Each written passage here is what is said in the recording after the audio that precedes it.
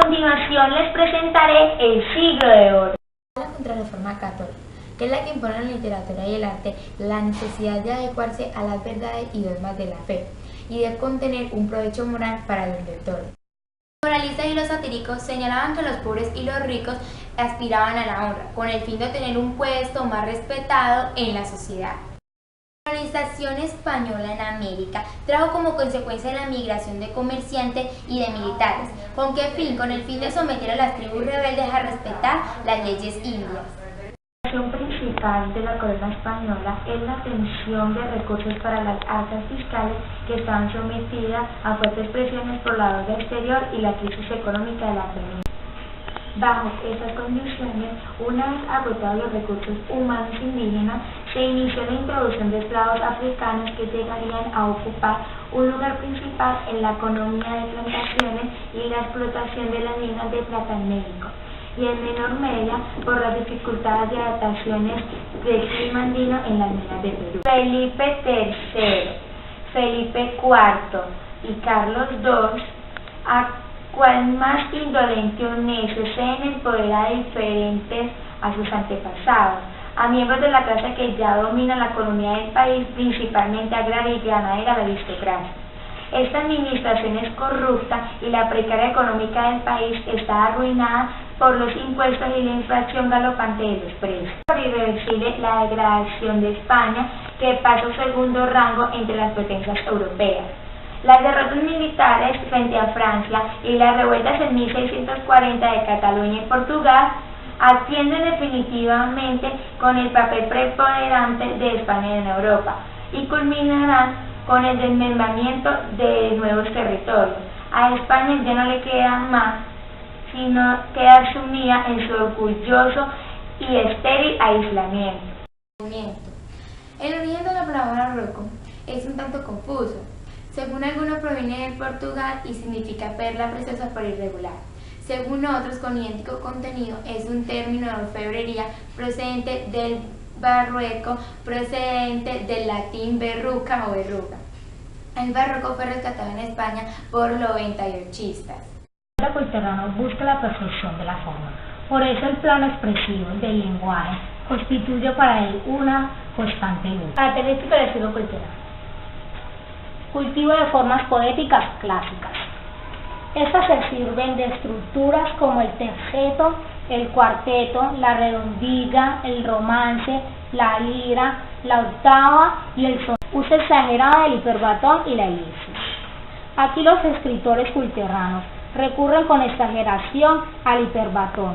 Estos provocan cierto desorden en las organizaciones lógicas de la oración y del empleo de neologismo y arcaísmo. Estos introdujeron muchas palabras consideradas en esas épocas como neologismo y arcaísmo. Figuras retóricas. Esas figuras retóricas se sirvieron de copias como la metáfora y metonimia. Manejo especial de la construcción gramatical. Esta se dispuso con el propósito de provocar al lector la sensación de efectos plásticos como la luz, el brillo y la sonoridad. Temática. Los temas que trataron tuvieron la finalidad de exaltar una belleza natural y considerar así la existencia humana como una constante y paulatina. Luis de Góngora y Argote, 1561-1627, fue el principal exponente del barroco español. Estudió leyes en Salamanca y después, en 1599, se ordenó como sacerdote.